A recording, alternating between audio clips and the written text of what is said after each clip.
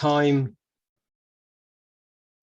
that we have spent in silos is now over. Mm-hmm. So I think we are ready to begin. We have a quorum here. And my namaskars to everyone. And I welcome you all to this very interesting and slightly de novo session on universality of Dharma and its relevance in the current times. It is a great honor and privilege to have Pandit Satish Sharma here with us today to reignite this very important discussion. Pandit Sharma is well known to all of us. He's a stalwart of Dharma theology. He's a Hindu philosopher and a yoga acharya.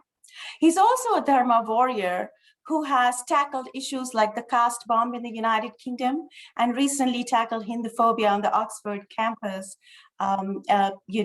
recently. And he also holds the position of the managing director of the Global Hindu Federation. Awarded the title of Dharma Samrakshak, Pandit Sharma is authorized to speak on the 6 darshans of the Hindu philosophy. Now on to the topic of today. Today's topic, universality of Dharma, is one of the most important philosophical and practical discussions of our times, and I think that for 3 reasons. At the outset, Dharma seems simple enough to comprehend, but it is a much more multi-layered and complex term, and also it is most likely a Sanskrit non-translatable that has been conflated with religion by all of us most of the time, because we are English-speaking universe, Also, Dharma is an all-pervasive concept in all of the faiths of the Eastern world. And, it may be pronounced as Dhamma in Buddhism, whatnot, but, the clarity of this concept and comprehension is much needed in the current time, and it's most welcome. Secondly, I think talking about Dharma is also a process of taking charge of our own narrative and our own identity. While the Western world and the academia would like to define us within the confines of narrow colonial constructs like Brahminical patriarchy, caste, and cow, and such diminutive terms, it may be time for us to define ourselves and change the rules of engagement and frame the Hindu identity from the arc of its uniquely rich and magnificent spiritual heritage. Thirdly, at a time when the world order is churning and turning towards some sort of upheaval, it is clear that the existing normative order and the moral compass may be slightly off, to put it mildly. Hindu thought and dharmic principles have guided a lot of Renaissance movements, most of the spiritual movements like the Transcendentalism in the Americas, the Enlightenment movement in Europe, and it is also the underpinning of most of the Asian theology and ancient Asian spiritual identity. So, to understand the concept of Dharma and its universal application is indeed the need of the hour. Hence, I hand over the floor to Pandit Satish Sharma for his thought leadership and guidance on the topic du jour. And this may be a beginning of many more conversations in the future. And I welcome you all and welcome Panditji to guide us on the topic of Dharma and its universal application. Pranam, Panditji, Swagatam, and the floor is yours. Pranam, Richaji, and after this conversation is over, you and I must have a conversation to reduce the magnificent, overly impressive introduction that you have just given me down to maybe 1 or 2 sentences, and then we'll have more time to engage with everybody else. But thank you for your generosity. So before we jump in, I'd just like to say a quick mantra, a mantra which we often use when having conversations of this sort. So, Om Sahana Vavatu Sahano Bhunaktu Sahaviryam Karavavahe Tejasvinavadhitam Astu Ma Vidvishavahe Om Shanti, Shanti, Shanti, Om.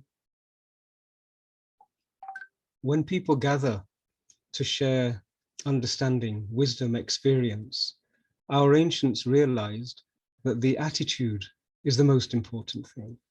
If there is going to be a sharing, people are going to receive, people are going to give, then the framework, the emotional framework and the intellectual receptivity that we all adopt can often determine whether a positive outcome is possible or not. And so what we have just done is to create a little framework.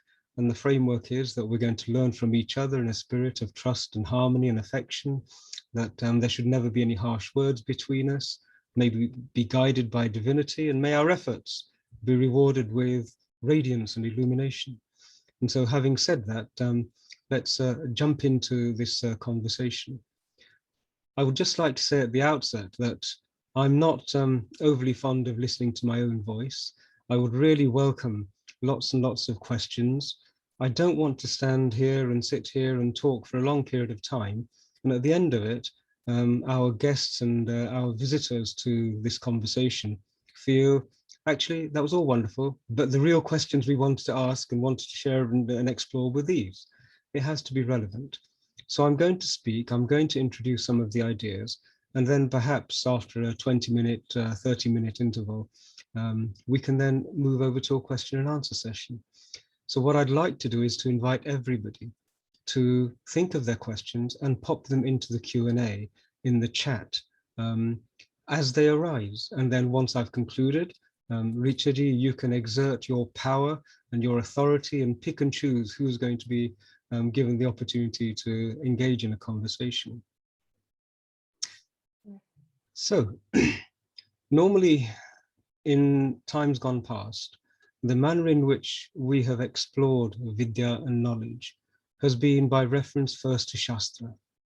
That Shastra is paramount, that if you turn to our scriptures, you can understand and explore and then come to a darshan of what it is to be a dharmic being. And that's fine, that's a path and that's a journey. But like you said, we're in very turbulent times. If you imagine being on the deck of a boat, the manner in which you could read a book in tranquil waters, and the manner in which you read a book when the boat is being rocked by stormy waters are totally different. And so we're in these times when the waters are very stormy. So I'm going to adopt a slightly different approach. We'll reference Shastra as and when we need to, but I'm going to adopt an approach which I think will resonate with our younger generations who don't really feel drawn to start their search for Dharma by going into the books for decades, by sitting at the feet of Shastris and Acharyas. It's not available to many people. So I'm going to try and keep this as practical and as relevant as we possibly can.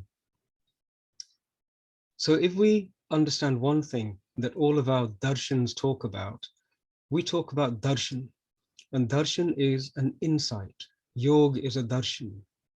All of our bodies of knowledge are not philosophies, they are darshans. So it's important to know what a darshan is. We have 6 darshans in our traditions. Now, darshan is an insight. The English word insight is probably the best, closest word to it. It's that moment, it's that aha experience when something clicks, and it's as though the whole Rubik's cube of the universe has just clicked and moved another piece into place. And you have a realization, something changes in the way you look at the world or any particular subject. That's what a darshan is. It's like a vision, it's like an understanding, it's like a huge click. That's what an insight is. Now, if you consider all of creation, every single creature that manifests in this physical space, it lives a life and it goes through stages in a perfectly natural sequence. Every flower will start off as a tiny little seed. It'll emerge as a plant. It will flower. And there is a moment of incandescent radiance when that flower is just there shouting into the world that this is what I am. And then it has its moment. And then it changes, it withers, and it expires, and the next sequence of flowers appears. So there is a perfectly natural process whereby every single form, whether it's plant or whether it's animal, is going to have an experience of existence. Every single creature goes through this, and the only one that has now become accustomed to trying to find out what it's supposed to do while it's here, from books and from teachers and from others, is the human being.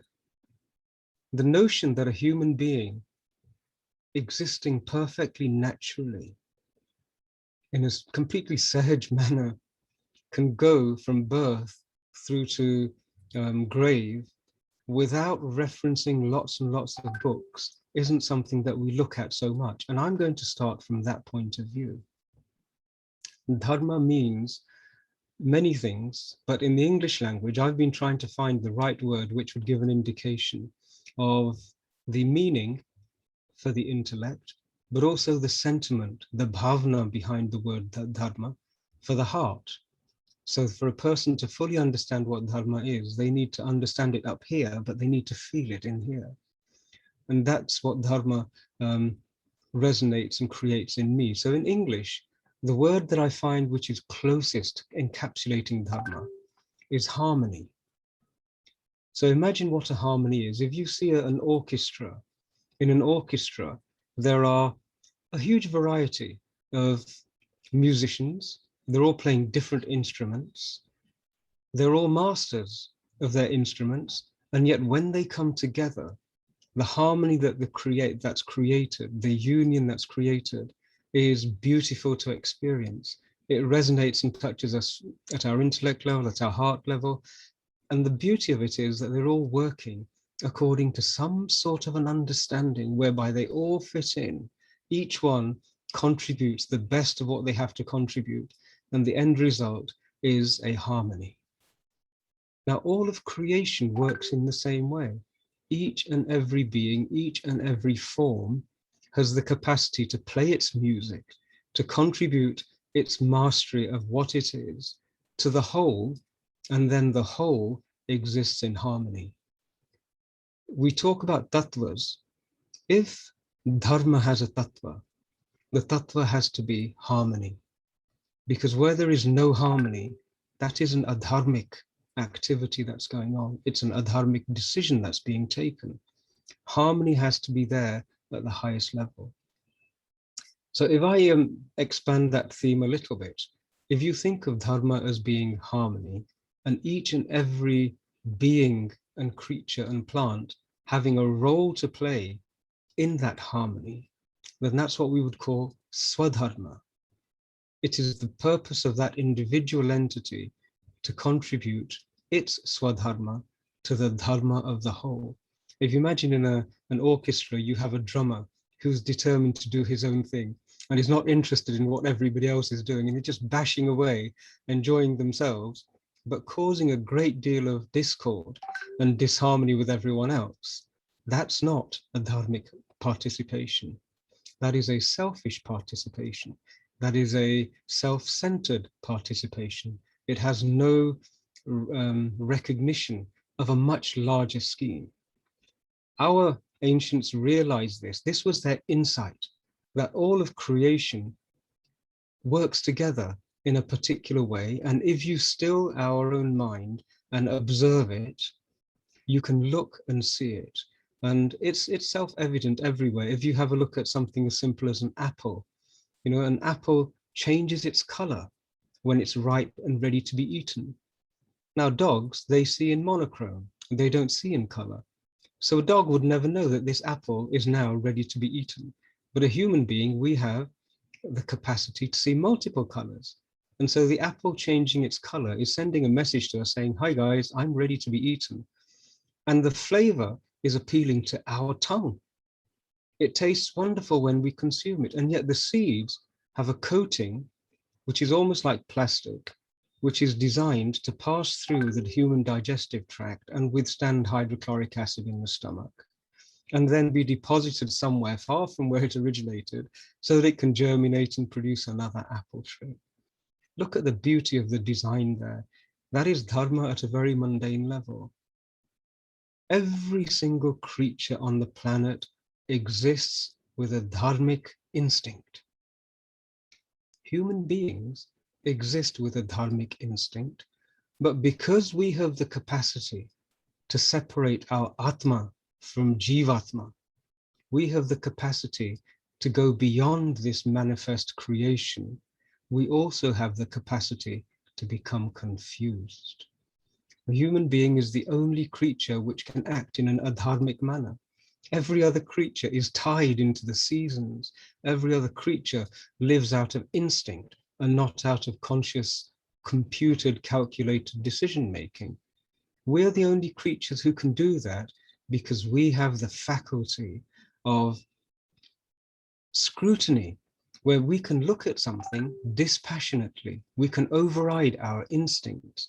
And all of these are fundamental for sadhana to transcend the bounds and confines of material existence. But that faculty which can liberate us from material existence is also the faculty which can become so confused that it can act in an adharmic manner. Now, this is where the human being's quandary arises, the first difficulty. Now, because of this, human beings in dharmic traditions decided they would start to record their experiences and try and give an indication to other people of what the consequences of making dharmic choices were and what the consequences of making adharmic choices were. And so once they started to record all of these understandings and these darshans, suddenly a body of knowledge appears which is written down, and it can be used to help a person move forward in their dharmic journey with greater harmony. But then people realized that if you start to write things down, equally, you can write adharmic things down. And if you write adharmic things down, you can program that same mind in a manner in which it is then going to act adharmically and override its dharmic sensitive instincts. I'm going to put forward the proposal that even if we had no Shastra, if we had no scriptures, a person, a human being, all he has to do or she has to do is to sit still. This is the simplest thing. We just have to sit still, slow our breathing down and start to think. The body-brain mechanism is built for spiritual evolution and spiritual elevation. We do not need scriptures to do that. If you go into depth, then the scriptures are revealed to you as they were revealed to people time and time again. And so if we go back to the square, the start, square one, the start point of everything, what we have to do is be completely normal, and that is in a safe environment to sit and think about the questions, to scrutinize this body. With a child's mind, when a child first is born, they don't have any of the knowledge of scriptures, but they will seek. I'm sure all of us remember when we were children, how joyful it was to do hide and seek. When we seek something that's hidden and we find it, we experience anand. And so the capacity to seek is built into this body-brain mechanism. The capacity to understand is built, and the capacity to experience anand is built into this body. The capacity to experience anand is actually the compass. That which gives us greater anand is actually dharmic. That which gives us polluted, tainted enjoyment and physical stimulation, whether it's tastes or whether it's visions and so on, that's not necessarily dharmic. That's a dharmic stimulation. But we can be guided by the experience of anand, what gives us anand and what also gives every other being anand. That is dharmic. We could never experience anand by taking the calf of a mother cow away from her and then slaughtering it so that we could eat veal. The net anand in that experience is horrific. It's just so repulsive. And yet people do that. We could never experience anand by factory farming. Chicks, male chicks, are ground up every day in their hundreds of thousands, because when these factory farms produce chicken for the muck burger type of outlets, male chicks are of no use to them. They only want female chicks. And so they grind all of the male chicks into pulp and dispose of them. So there is no anand in doing something like that. But a human being, if they are pursuing anand for themselves, anand for every other life form, they're then acting dharmically. And that is obvious to a child. But to a human being who is an adult, they can be trained and conditioned and confused to make choices which are adharmic. So I gave those examples so that people can understand what I said about the human being being the only creature which can behave in an adharmic manner. No other creature can. And so there is a greater responsibility on people who have understood what dharma is, that it's the way in which anand is secured for all of life and all of creatures. And we find that we can do that in a manner of least consumption.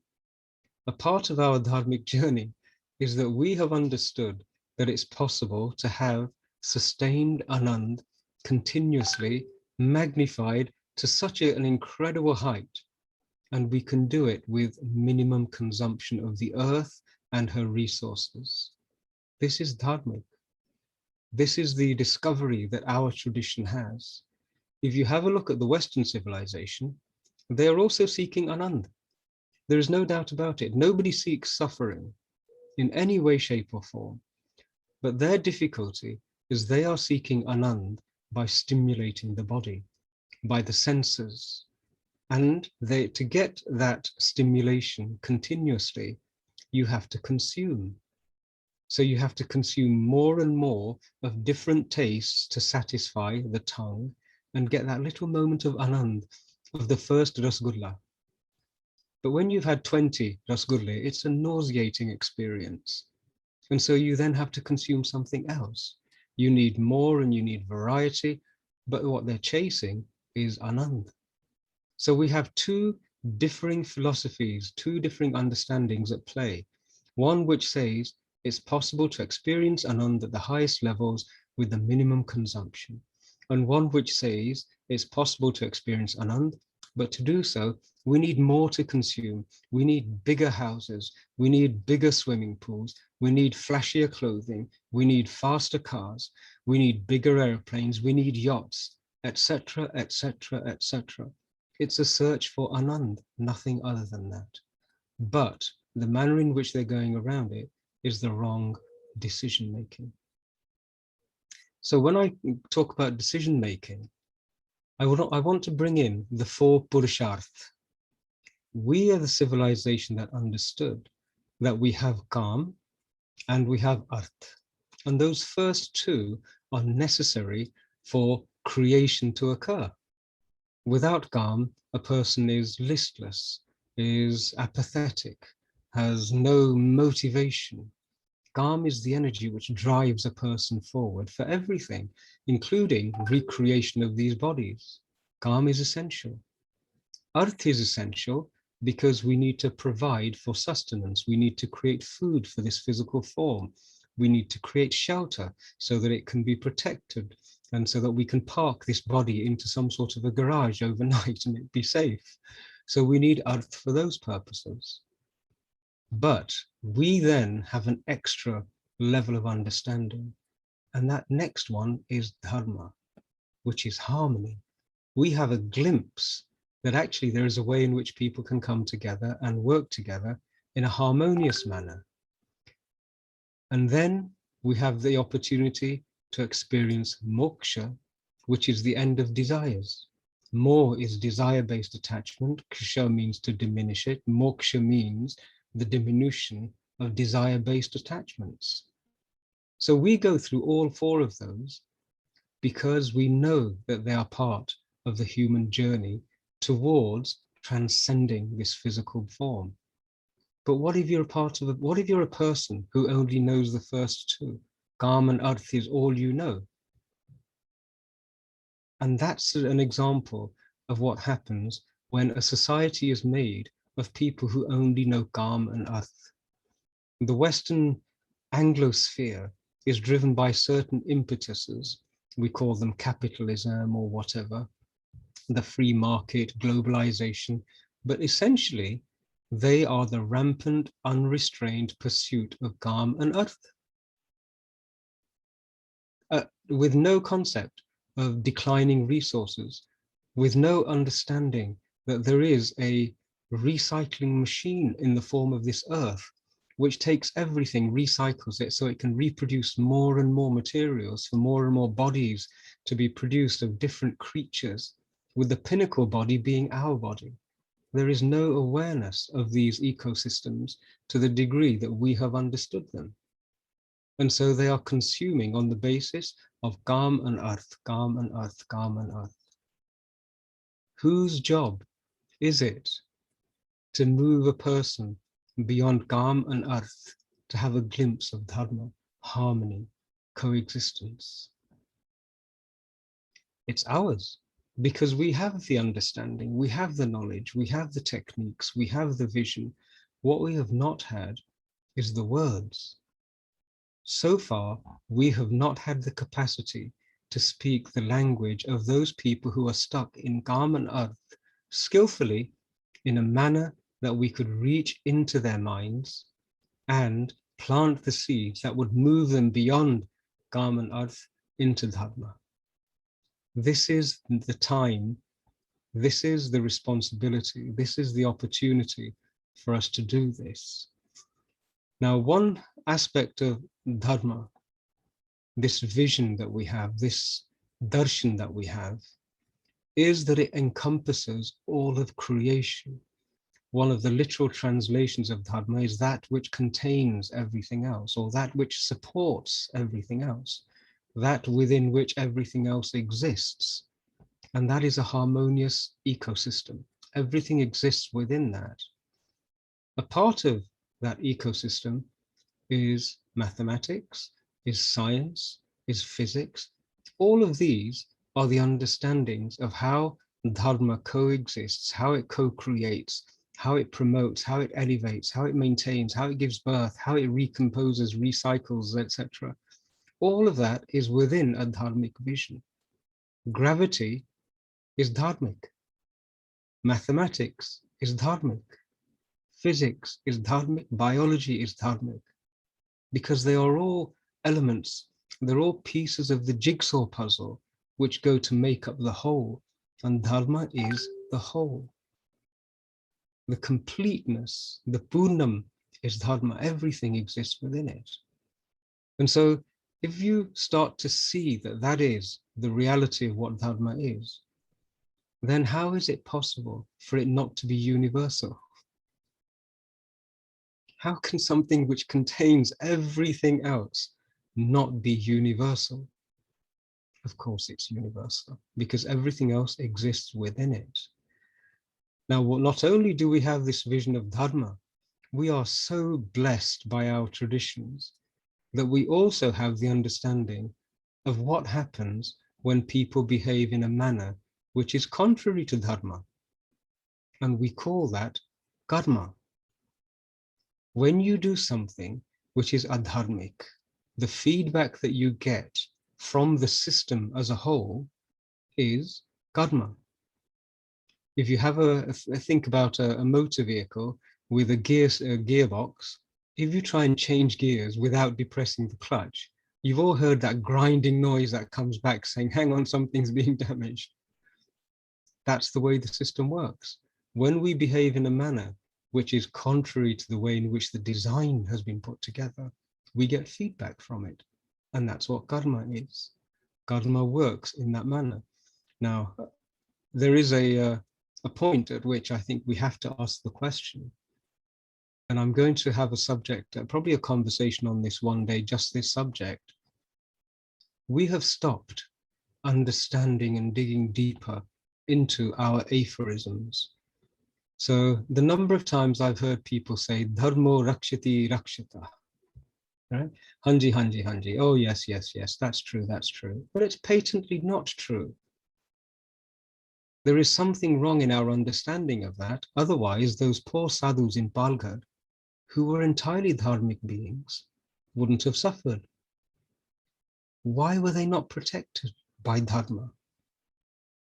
So it's no longer good enough just to say dharmo rakshati rakshita and sarva dharma sambhava and all of these platitudes, which are patently asatya. They're asatya because our understanding is incomplete. There is more and a deeper understanding to them, which we need to acquire if we're going to start to act dharmically in accordance with dharma. So the universality of dharma, I think if you look at dharma from that point of view, the way I've explained it, you can see that there is nothing which is beyond dharma. There is nothing outside of dharma. Everything exists within it. And so every human being, whether they're white, black, brown, green, or whatever, they operate within the manner in which dharma demands, dictates, and creates. Whether they know it or not, they will be subject to karma, whether they understand it or not. It's the way in which this whole machine of existence works.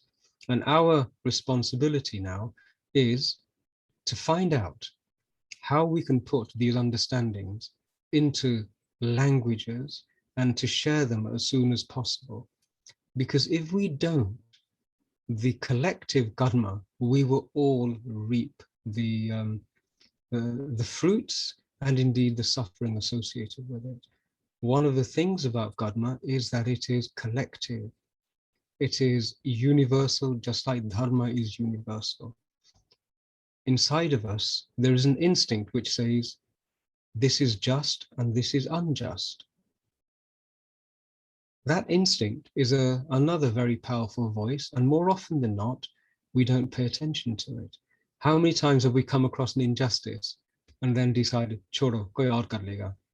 This is kisi aur ki responsibility hai.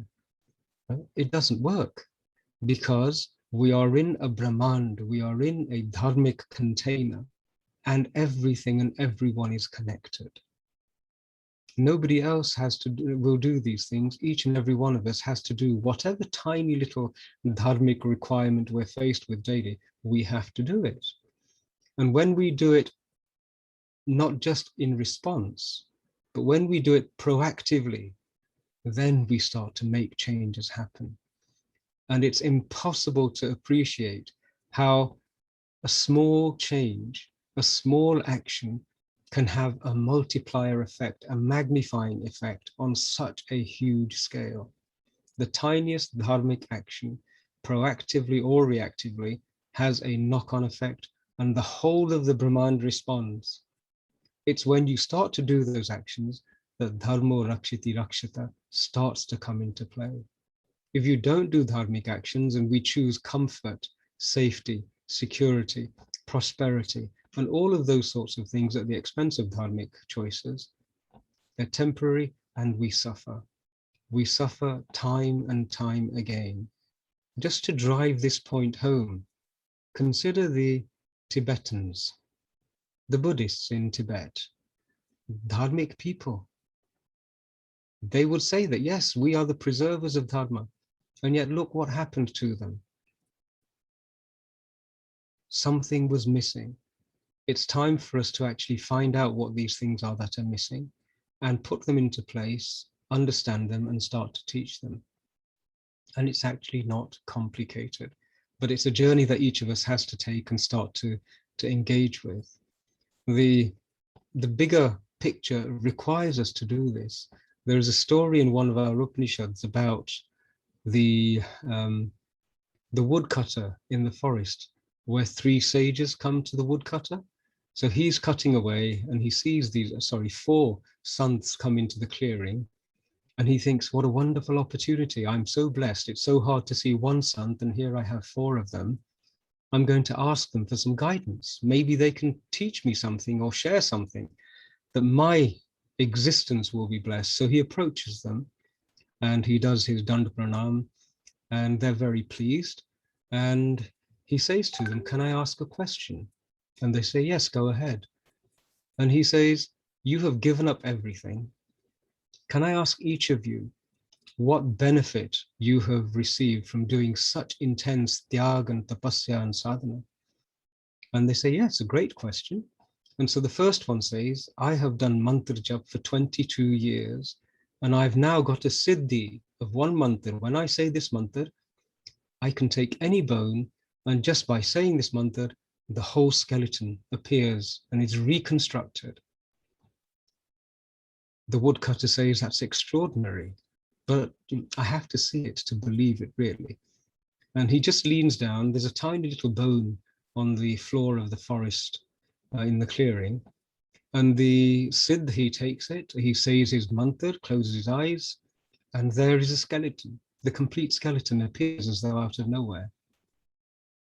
He's impressed. He says, my goodness, awesome. He turns to the second sant and says the same thing, asks him the same question. And the second sant says, well, my sadhana is also of decades. And what I can do with a mantra, if there's a skeleton, I can do my mantra and I can reclothe that skeleton completely with its full body, flesh, blood, everything reconstituted. And he says his mantra, and there it is, that the animal is reformed and reappears in front of them. The third sage is about to speak when the fourth one interrupts.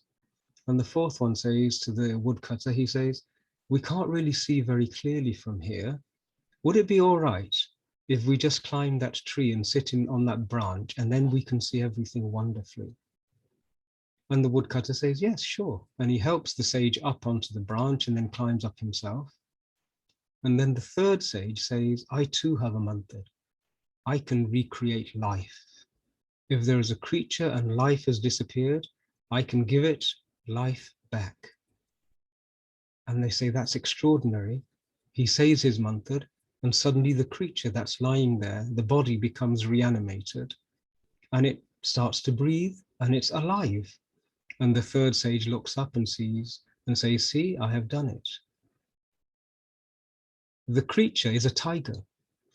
And what it does immediately is it jumps onto the three sages and kills them. Immediately. And the woodcutter turns to the fourth sage and he says, sir, can I ask you, what is your siddhi? What have you acquired? And he said, I have done more sadhana than the others.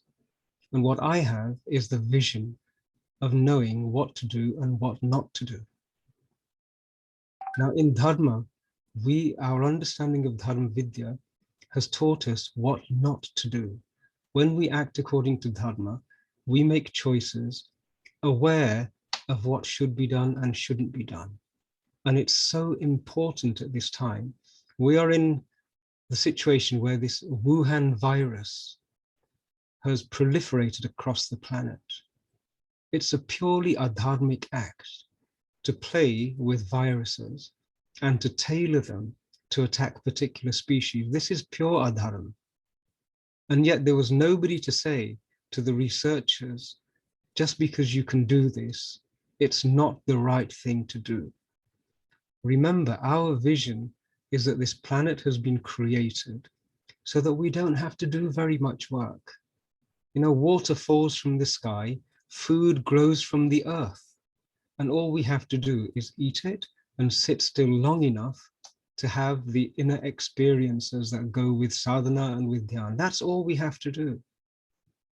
I'm sure you've seen reality TV, where they have a beautiful house, a villa, and the Big Boss and all of these sorts of programs. Even when that sort of a house, which is luxurious, food is provided, and you put a dozen human beings into it, typically within the matter of 2 or 3 days, they're fighting, they're arguing, they're having emotional breakdowns, even when everything is provided. And that's because they have no dharmic stability. They have no sense of perhaps saying, hang on, everything's being provided. Can you imagine if we put a few Sant Swamis into a big brother house together and said, right, you're here for 3 weeks, everything's going to be provided, they would just sit and do mantra jap. They would think this is such a lovely opportunity, and they would come out the other end without having had arguments and fights. This is the difference. The whole earth is like a big brother house. Everything is given to us. And all we have to do is sit down and think, or do jap, or do bhakti, and everything else is done. That's it. Minimum amount of effort. But on the other hand, we have people who are patenting viruses like the Wuhan virus. This is adharma, and yet they don't know it because they're stuck in kam and arth. One of the other things that our teachings, the dharmic teachings teach, is that there are 6 human senses. Because for us, awareness is what we are, consciousness, and anything that pours an experience into awareness is a sense. And so we have the 5 physical senses because they stimulate awareness, but mind is also something which stimulates awareness. Instead of pouring the taste of rasgulle into awareness and experiencing the anand, mind pours puzzles into awareness. And then when a solution is calculated, we experience anand. So the mind is equally a sense, an indriya, one of the indriyas, because it disturbs awareness. You know, in Patanjali's Yoga Sutras, we have yoga chitta vritta nirodha. Every sense creates vrittis. And we know that if you make the vrittis tranquil, you experience anand, you experience yoga. This is the same for a Chinese person, an American, an African. It's exactly the same infrastructure. It's exactly the same physiology. And yet we have to share it with them so that they too can understand. Otherwise, the Wuhan virus is just the beginning. Artificial intelligence, as they call it. Imagine what happens on a planet where a civilization stuck in kam and arth recreates its level of intelligence and enshrines it into machines. It's not artificial intelligence, it's artificial stupidity. And imagine machines fueled, guided by artificial stupidity, with no sense of what should be done and what should not be done. Our contribution to the planet from a dharmic perspective is also the guidance of what should not be done because it's adharmic, desperately needed at this time. We have to do these 2 or 3 things with a great deal of urgency. And so I'd like to conclude at that moment, and that is a little walk through some of the understanding of what dharma is. Nothing that I've said is not contained within Shastra, but everything that I have said, I'm trying to put it in a manner which is easy for a person to understand without having to go through lots and lots of sadhana and learning Sanskrit and then having somebody initiate you and go through these the scriptures to get to that point. This is what I call applied dharma. We have pure dharma, which is contained in the Shastras, but we have to have applied dharma as well, which is the practical application of the principles contained in our Shastras. And so on that note, Richaji, I'm going to hand back to you. And if there are any questions or somebody would like to respond or make a comment or contribute an understanding, I think it would be a wonderful opportunity. So Richaji, back to you. And everybody, thank you so much for listening and allowing me to participate in your Memorial Weekend. Thank you, Panditji. That was very profound and very meditative, actually. So even talking right now is, for me, a little bit of an effort. But, I think it also, I'm sure, has turned a lot of thoughts in people. Though, like you said, be still and know that I am God is probably the center of your message. And at this point, I think I will let people ask questions. They can raise hand. There is a raise hand button. And we have Vandana Manglikji, who's a dear friend of mine, who has her hand raised. And I will let her ask the first question. Vandanaji, I think your Vandana. speaker or your microphone is muted, isn't it? Mhm. Vandana ji, do you want to ask the question? Vandana Mangli ji? Or are you just waving to say hi? In which case, hi. Right. Okay. So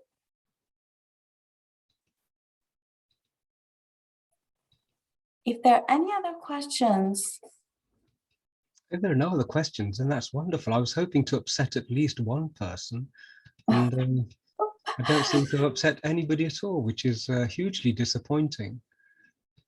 Aha, so we have Vandanaji, but also Satyendraji is asking questions.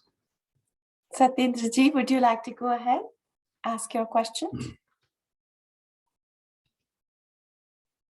Satyendra ji, can you hear us?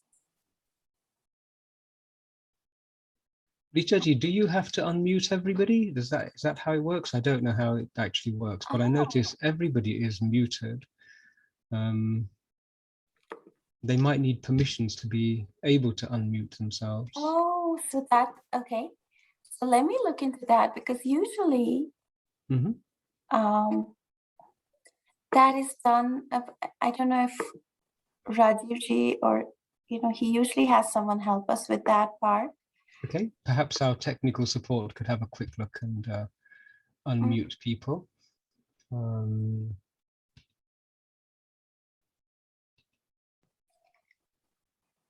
I'm just going to go into audio settings and see what's going on. Okay, hello, namaste. Ah, that's wonderful. We now have another person. At least we know there are three of us, so that's good. Vandanaji, good afternoon, good morning. Good morning, namaskar, pranam. Sharma ji, I have been a great fan of yours. I've been following you on P Gurus, and I heard you with Nikunji last time, and Richa, I'm so proud of her. She's come such long ways. I am so enamored and so profoundly impressed by the amount of knowledge and the insights. You sound like you are somebody who's had experiential knowledge and a yogi yourself who speaks in such lucid articulation. And it feels very empowering and very confidence invoking that, we have people, thought leaders like you guys to guide us, because right now we feel so threatened and so oppressed by the larger narrative and the larger media, and especially in the West. I'm sure that's how people feel in India too.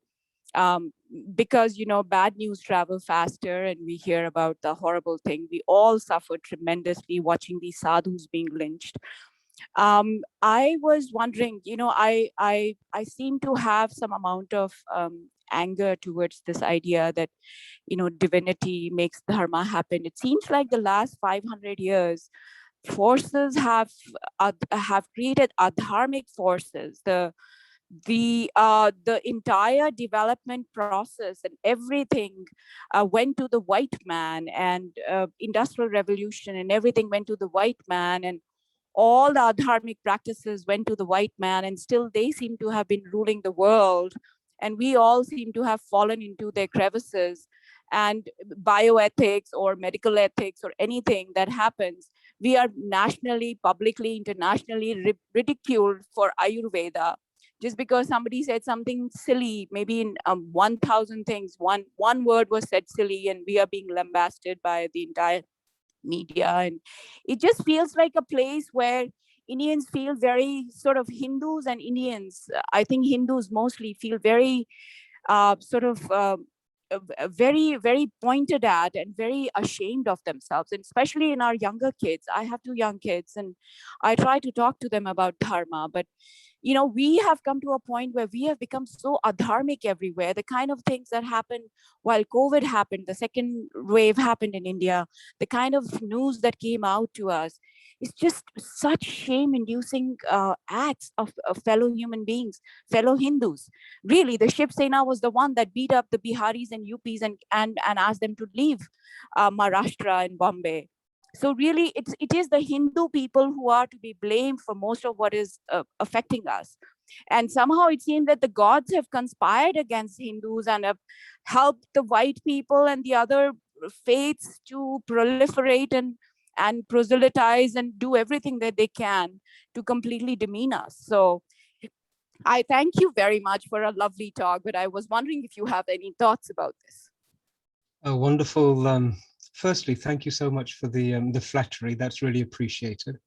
And can you see how shameless I am in accepting flattery? I'm not one of those people who humbly says, no, no, no, no, no. We need more Hindus to be celebrating and flattering each other. So I'm setting a trend here. Sharma ji, it is very well deserved. We are so proud of you. It is very well deserved. I'm only being mischievous, but thank you very much, Vandana. But let me turn to this for a moment. There was a British parliamentarian called Edmund Burke, and he said, for evil to prosper, all that's needed is for good people to do nothing. Okay? And so good people have to uphold their end. They have to engage. Now, I don't have any malice or any negativity towards our Hindu family, and I'll share with you why. We're the only civilization who en bloc were persecuted for 1400 years, and we are still here with sadhus, with sannyasis, with shastra, with traditions. We still have those, and it's because we've been fighting for 1400 years. The only thing that happened when we entered this dark tunnel recently with the British was that they erased our history. They denied us a link to our past. They rewrote our history for us and taught us that we actually had no history of any worth. And they then enforced it and pushed it into our awareness. Over 2 generations, the civilization loses itself, the 3rd generation. The 1st generation is changed through violence. The 2nd generation changes in order to survive. The 3rd generation adjusts to its environment and becomes part of it. And so we have had half a dozen generations, and we've still managed to keep this, our tradition and our instincts moving forward.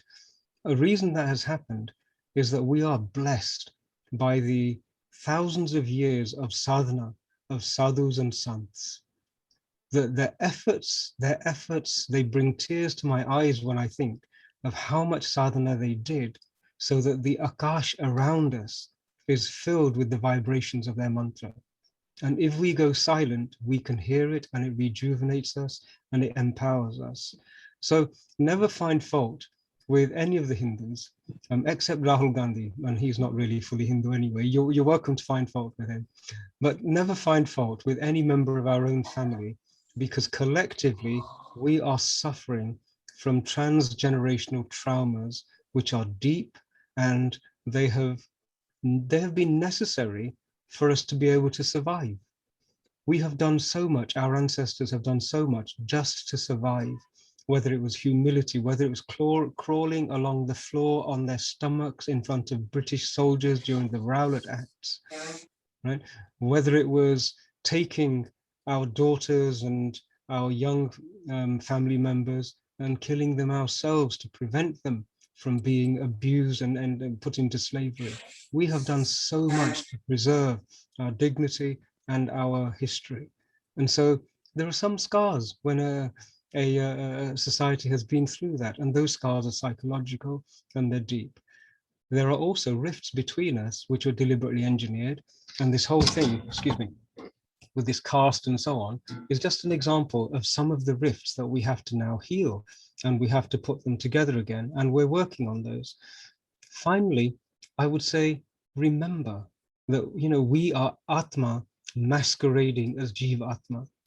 One Swami Vivekananda shifted the direction of the consciousness of the whole of the United States of America. One person who was aware of who he was and who knew what a human being was. We only need a dozen or so people and we can change the course of humanity again. But in order to get to that stage, we have to do sadhana, and that's all we have to do. Everything else is provided. The system will nourish us. Our children, remember, we are Punarjanam people. Our children are incarnating, and they are Atma who are very powerful. They're being trained to have very powerful minds, and yet they still have a dharmic DNA, which is going to guide them as well. We just have to nourish them, nurture them, nudge them a little bit here and there, and it will happen. The last thing I would say is that knowing that we are born again and again and again, to dar kis baat ka? Either you accept that as a reality, in which case you are the most courageous person, because you know that this is just a vehicle. We don't attach too much importance to our cars. When they become rusty and old, we just throw them away and get another one, and the journey continues. And so once you do sadhana, this becomes your reality. When it becomes your reality, then you can act in service of dharma, in service of the earth, in service of all of life. So sadhana is the way. We do not need a huge number of people. We should just work on doing our own sadhana and moving our own evolution forward. And then what happens is opportunities are provided, support is given to you by the system to make your contribution even more powerful and for your capacity to make change to suddenly dramatically increase. I had no desire to ever be a public speaker or to do any of this work that I do. I had no desire to write a book on caste or anything like that.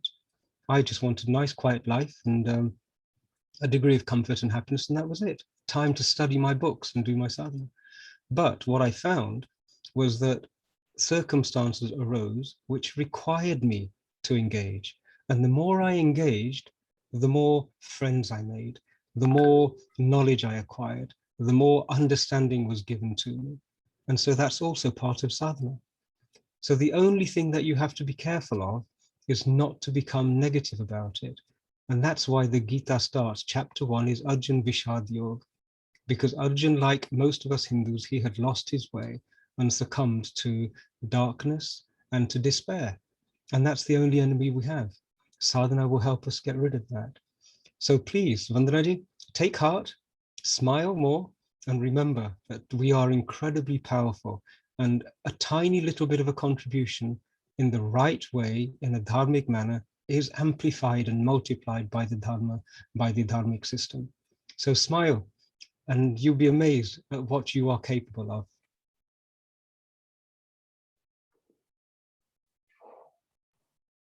And next, I think Vandanaji is either just fainted in shock and horror at what I've just said. But no, well, I think she has to unmute. I think that's fine. Yeah, we have lots of other people. I'm sorry. I was put on mute. I wanted to show you my face and say pranam. I'm holding the.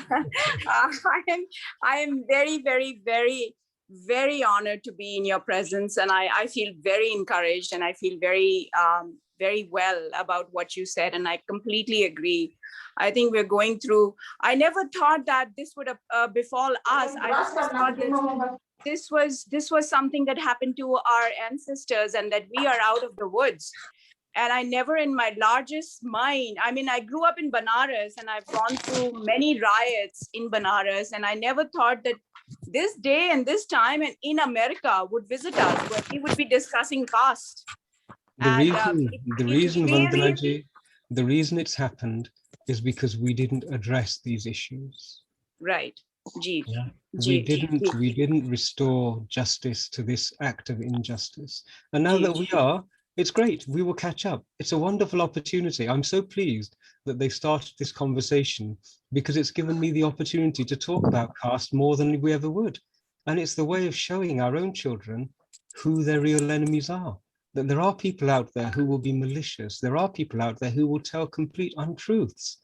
If it wasn't for the fact that they started this whole initiative, we wouldn't be able to take advantage of this initiative to talk more about our history and to unearth exactly what the British did in the last 300 years. So yes, we have lots of opportunities.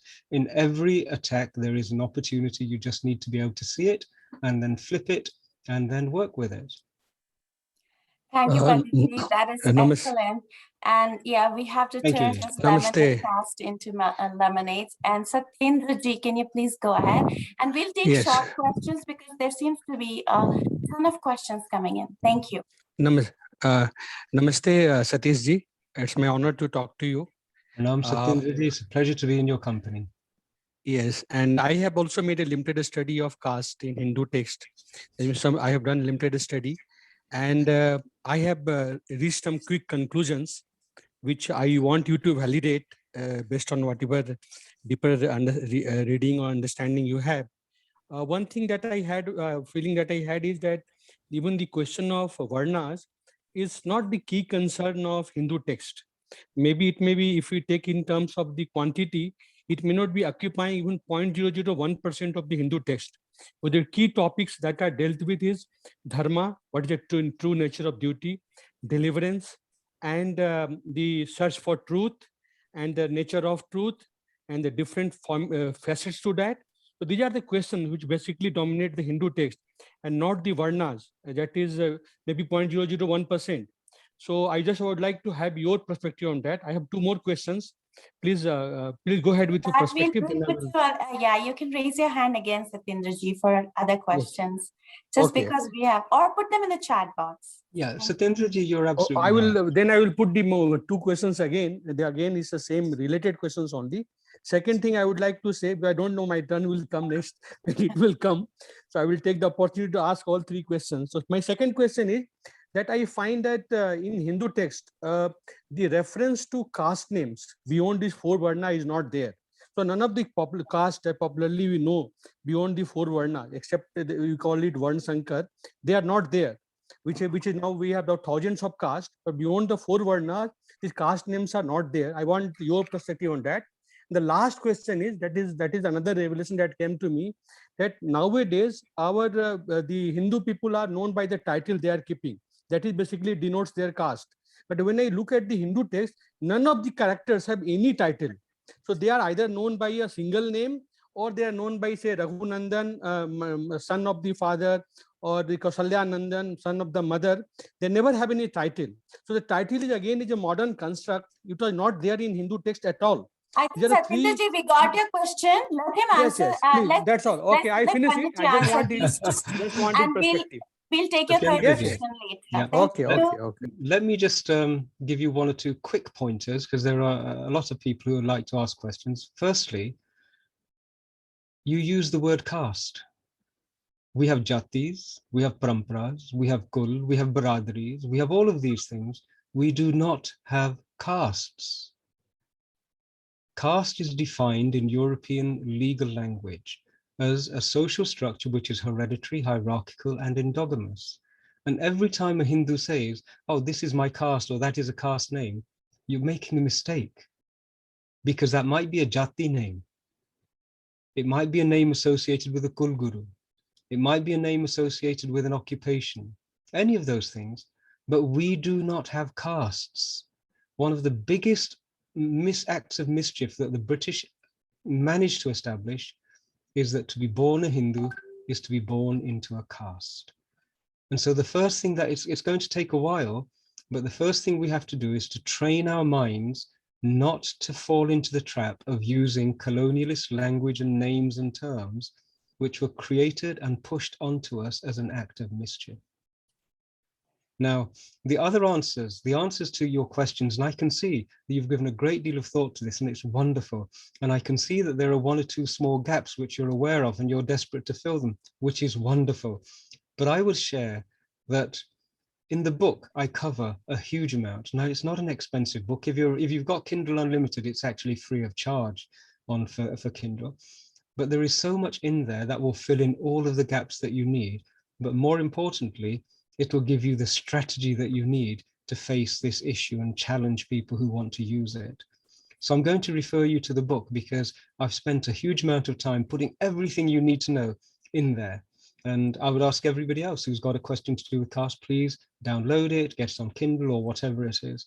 We are going to be publishing in Bharat very soon, and that will be probably within the end of the month. And we'll share the details as and when that happens.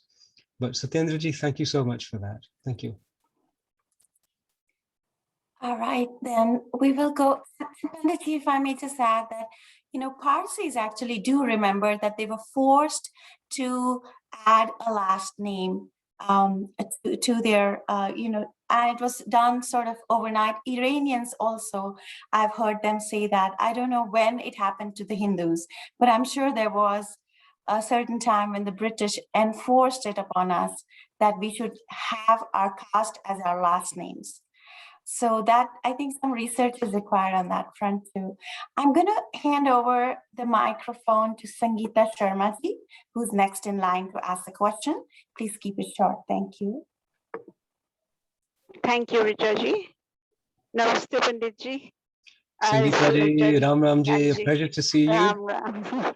I'm so honored to be here once again, like always.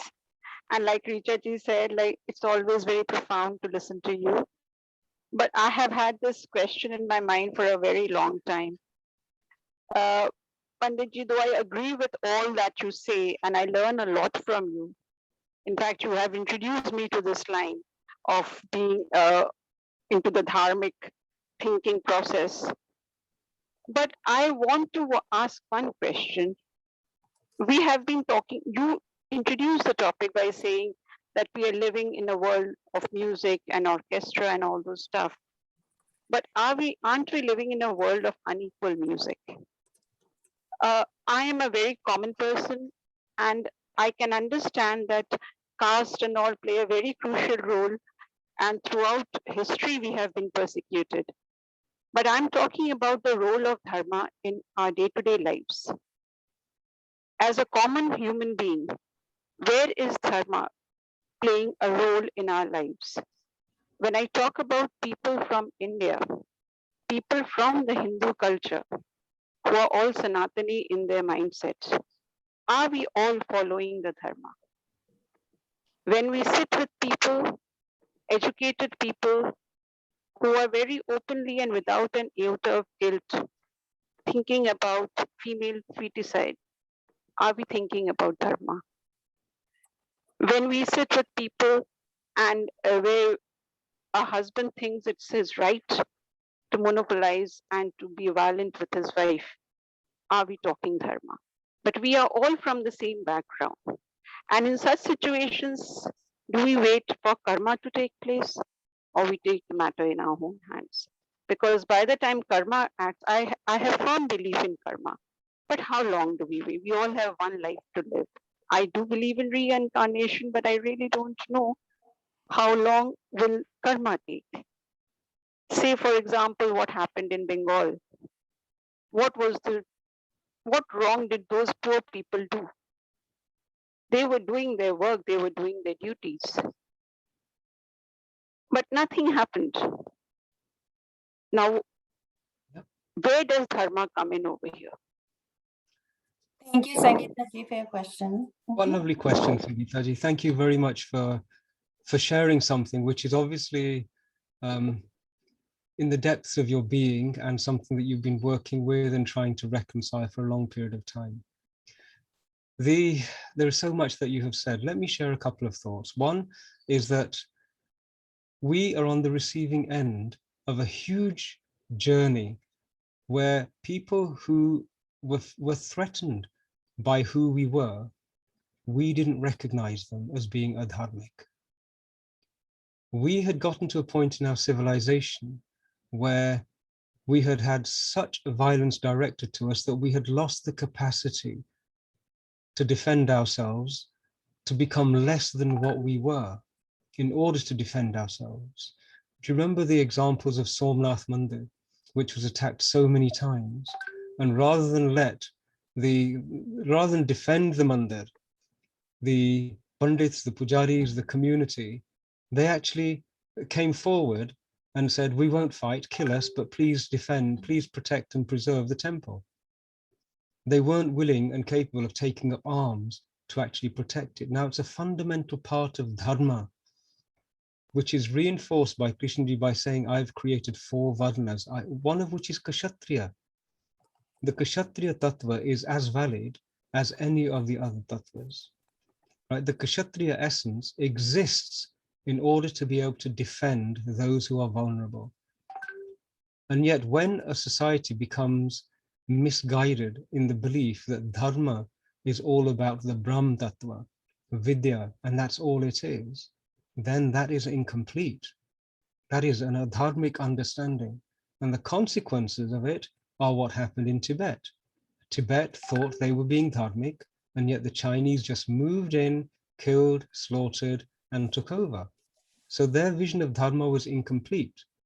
And what I'm trying to encourage people to understand is that dharma does not mean being a passive, being a submissive individual. It does not mean saying that ahimsa paramo dharma, right? All of these platitudes that we've taken on, they don't have a relevance if the context is adharmic. You have to understand what the context is to respond to it in that manner. Now, everything you have said about violence, about female feticide, and about the abuse of women, etc., all of these are the consequences of people being disconnected from Dharma, and there being inadequate mechanisms to protect the vulnerable and to enforce Dharma. And it's not surprising, 1400 years of sustained assault of the most heinous types has consequences. But it doesn't take long to reset the balance, so long as enough people understand that they have to act. There is so much in the Gita, but the concluding message of the Gita to Arjuna is act. Do something. Tatha Guru, right? Guru is do something. It doesn't matter what it is, it doesn't matter how small it is, but do something which is dharmic. And if enough of us start to do this, step by step, you watch, it'll come together so fast.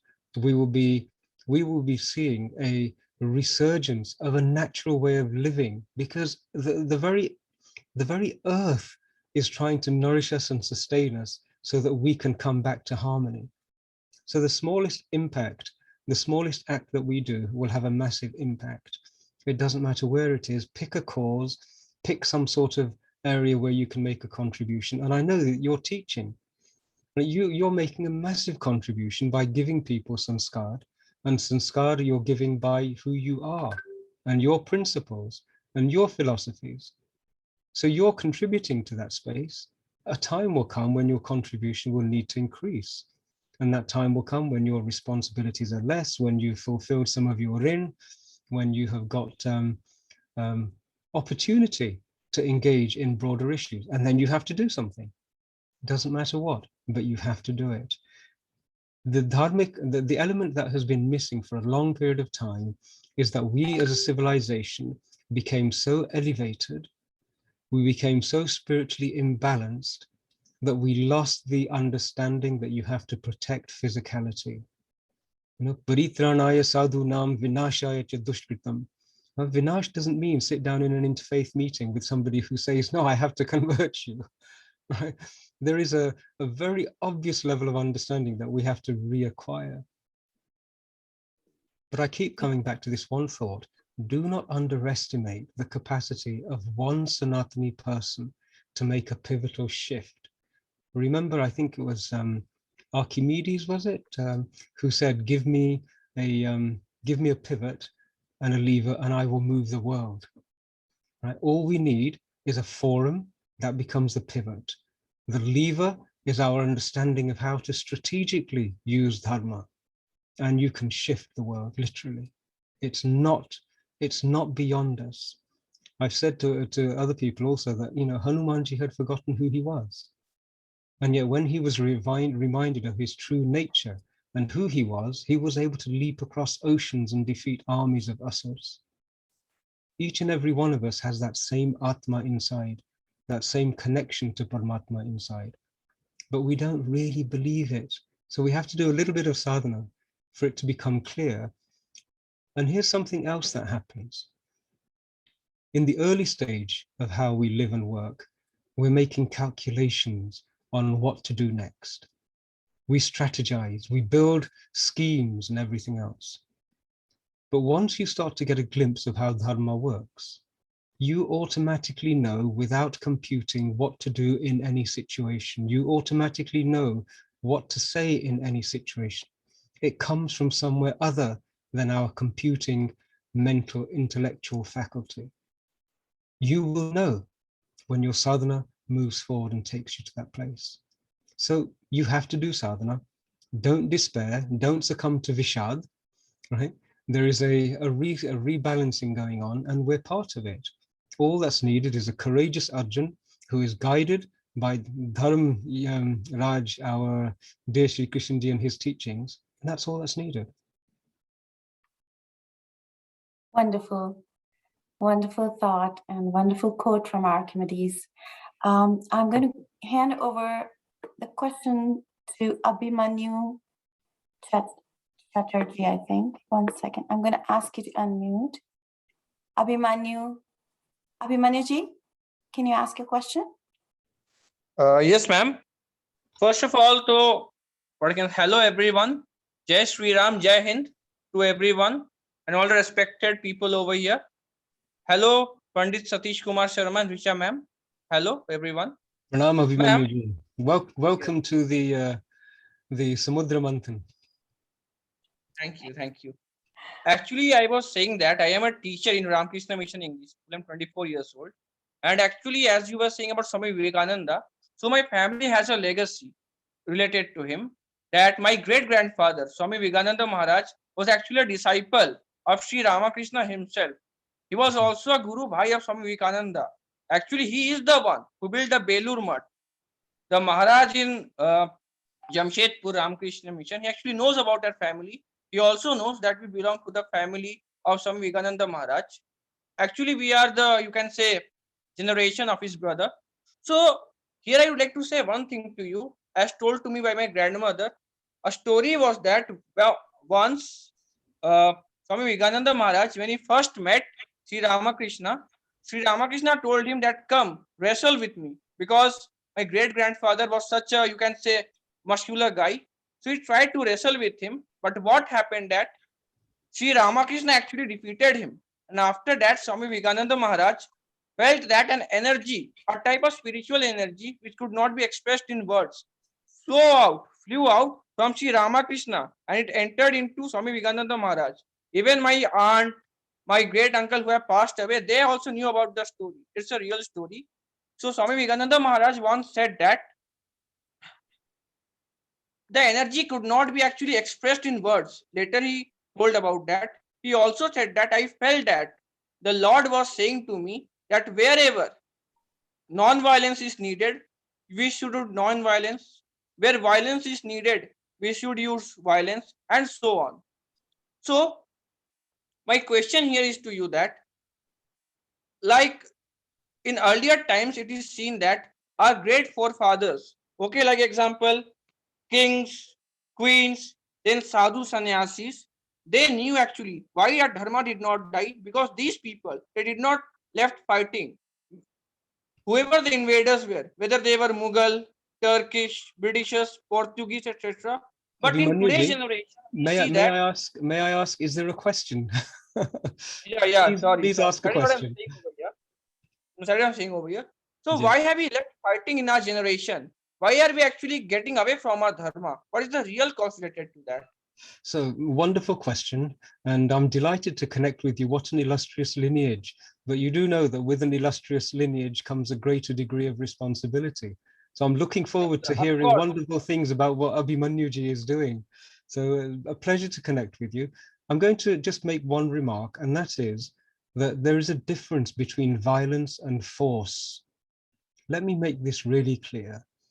Violence is what is perpetrated when you inflict suffering on another person for a personal benefit, and you do it out of ahankar, you do it out of ego, you do it out of base emotional and intellectual understandings and drivers. The use of force in service of dharma, in service of a much larger principle, in service of justice, is not violence. So we must remember the difference between violence and force. It's perfectly natural and acceptable to use unlimited force to restore balance and to protect dharma. It's not right to use violence. And this is continuously the teaching of the Mahabharata and of all martial arts, in fact. The teaching is always, do not use this except in self-defense, because when it's in self-defense, it becomes force. When it's in aggression and offense, it becomes violence. So you're right, we have to do this. Violence can be inflicted on a physical plane. It can be inflicted on an emotional plane. Somebody might try and instill guilt into your heart, and it can be inflicted on an intellectual plane. And on each of those three planes, we have to use force to rebut it. Physical force, intellectual force, and emotional force. We have to become masters of using those. And that's what I aspire to do at each and every opportunity. If you become skillful with intellectual and emotional force, then generally you don't need to resort to physical force. But if you do need to resort to physical force, then you need to be completely conversant in it, and you need to be able to wield it without the slightest hint of guilt or regret. Thank you, Panditji. That was wonderful. And I think our civilization has always had the power to wield all those forces. And I will hand over the questioning to Aarti Kaushal Chopra. Aarti ji, you can unmute. Thank you, everyone. And I sincerely appreciate you, Richa ji, for opening up this platform with esteemed Pandit Sharma ji. Pandit Sharma ji, my pranams to you. This is such an honor. And we need more of this. So we hope that this will not be the last. This is the first, but not the last. I was actually just typing up my questions in the chat box and it just got deleted. So I'll quickly ask. I have a threefold question, but I'm going to make it quick. My first question is, I think the most, I'm sure a lot of us here have the same question for you as seekers. I was on a webinar yesterday with Hindu University of America regarding youth and yoga. And there were the most incredible young Sanatani yogis, young kids aged like 17 to maybe less than 30. I was blown away. I said, oh my gosh, these youth exist who are ready and willing and able to change the narrative with their own personal lived experiences. And that is what we need to do, is to help activate our youth to do that. So my piggyback question to you with that is, are you willing and able to do a weekly satsang for those of us who wish to go deeper into our sadhana as Sanatani, dharmic practitioners? Especially, there's this sort of modern day Kshatriya awakening happening. Would you be willing and able to do a weekly satsang for us, and especially where we can activate our youth, where they can hear and learn and imbibe from a most prominent Sanatani dharmic leader like yourself? Oh, you're terrible, you are. The only hesitation I have is I used to teach. I used to teach 3 sessions every week. I used to hold classes at 4:30, 4:45 in the morning. And there is a commitment that you undertake when you teach in large numbers with that regular slot. The difficulty is that I have obligations which require me to respond to circumstances and situations as they arise. I stopped teaching quite a long time ago, and then a group of 12 students who I used to teach sort of a decade ago, they got together and they said, look, we will organize everything. We will organize the location, time, and so on. Could you please be available for an hour and a half on this date? And so I started to teach that group. And even to this day, I only have 1 slot in the week that I have committed to be available to members of that group without fail. Now, the difficulty that I would have is taking this on as a long-term obligation, i.e. weekly, etc., etc. What I am able to do is to consult, shall we say. Let's have some sort of session on a particular subject, on a particular issue, and then we can deal with those with the stumbling blocks. There are many people who will teach yoga abhyas, who will teach many other things, but I have a particular ability or skill to undo the knots that sometimes are difficult to undo. And so I'm very happy to, Richa-ji, this is going to be your burden to bear. Let's organize with Richa-ji, and perhaps we can organize another slot, or you can get a group of people together. But let's do it in a manner where it's focused, where it's specific, where it's disciplined, and the maximum benefit can be derived from the time we spend together. Yeah?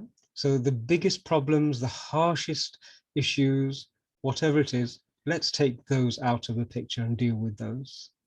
That I'm happy to semi-commit to. But lovely question, Artiji. And the guys at the Hindu University of America, dear friends, they're wonderful. They're doing great work, and I do a lot of I give a lot of support to them in the background. Thank you, Panditji. Actually, that will Pleasure be to a connect, pleasure. Artiji.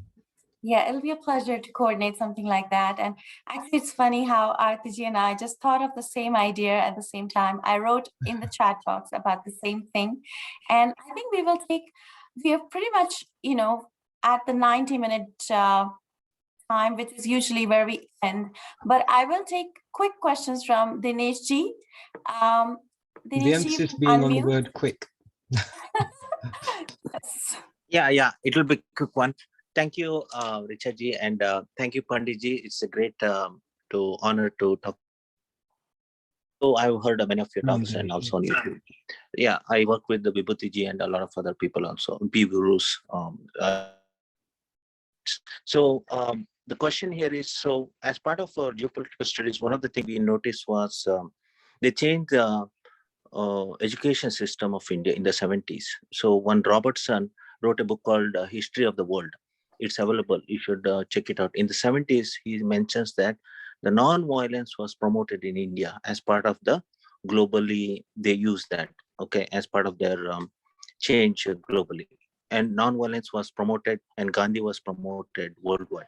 India became too much on the towards non-violence, and on this concept of dharma and the forceful or righteous war was removed. So we are in this current situation because of that. So we need to trace the history of the education and teaching of dharma in the Indian school or in the Indian Hindu dharma schools for the last 40 years. I think that effort has to be done, and I want to see what effort has been done or what can we do in the future. Wonderful. There is a bigger issue, Dineshji, with regard to the situation in Bharat. They have, in India, India is run by an administration which was created by colonialists to rule and dominate Hindus.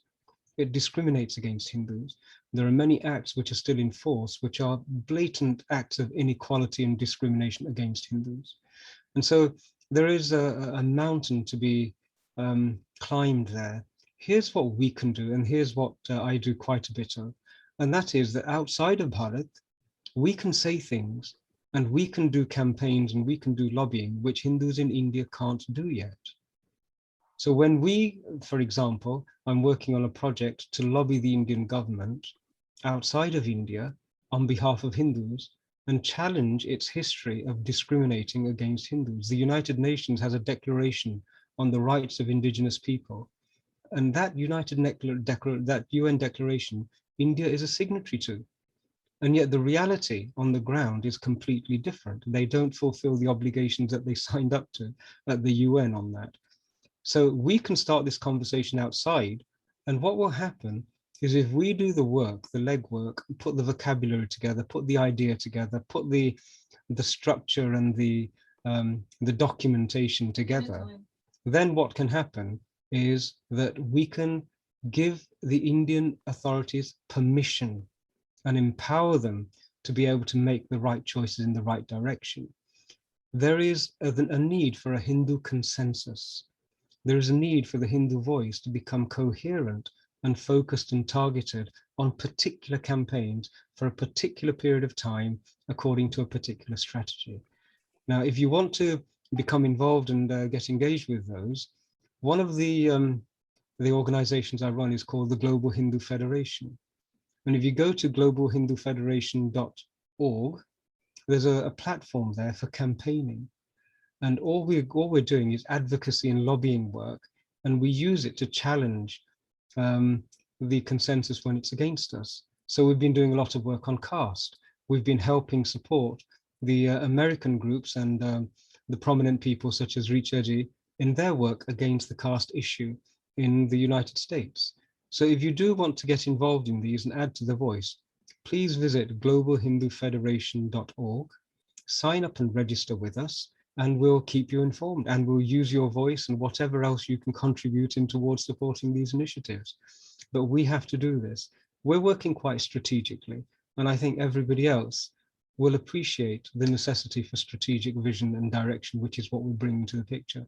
It's a powerful platform, and yes, let's join in and make these changes. We have a role to play outside of Bharat, and one of those, the key parts of that is to support the administration in Bharat to decolonize its own legislation, decolonize its own constitution, and we can give it the legitimacy, and we can also protect it from the voices outside of Bharat who will attack. We saw with the CAA, we saw 370, what a loud noise was made in every corner of the planet against acts and pieces of legislation which were actually reintroducing and re-establishing equality. And so we can provide the voice to do that. So please get involved with that, and let's make some of those things move forward. Wonderful. Thank you very much for that question, Dinesh. Wonderful. Yes, we do need a centralized, cohesive sort of model. And I will ask Sam and Vandana to ask the questions in 30 seconds each. I'm going to unmute you, and that'll allow us to, end in time. Yes. Thank you so much. 30 seconds each, please. Thank you so much.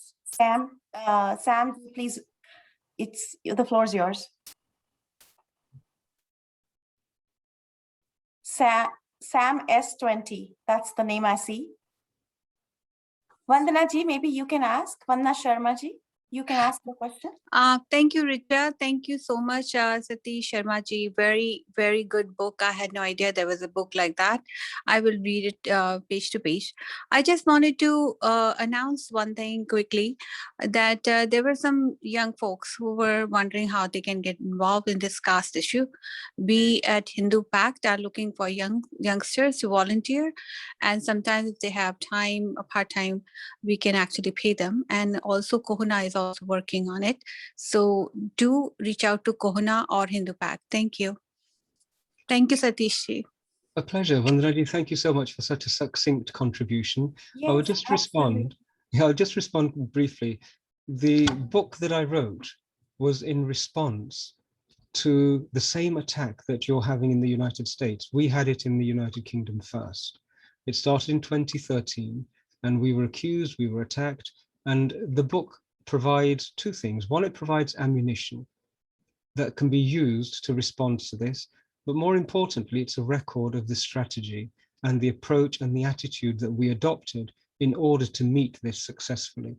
So it's been written to empower, to encourage, and also to equip somebody wanting to challenge this rhetoric that's being established with us. In addition to that, Kona, Nikunji, we talk regularly. I gave a briefing to the Kona team on this many, many months ago. Richaji, you were very much a part of facilitating that. And yes, if there are any groups who do want to connect and reach out, please reach out with us. We're building groups. We've got connections in Australia now. They're doing very well. We're challenging the caste and the swastika issue over there. And it would be through globalhindufederation.org. That would be the platform that we're using to do this. Great. I think Sam S20, I don't think you have a question because I mean he lowered his hand. Sam had his moment. That was his 30 seconds of fame, and he missed it. So thank you very much, Sam. It was just a nice wave. So yeah. Let's move forward. I imagine that everybody has other things to do for the rest of the day, but it's been wonderful. Thank you so much. Shanti, can you hear me? Yes, we can hear you now. Okay, great. Actually, I'm driving, so I couldn't get to it right away. Okay, I have two real quick questions. Quick.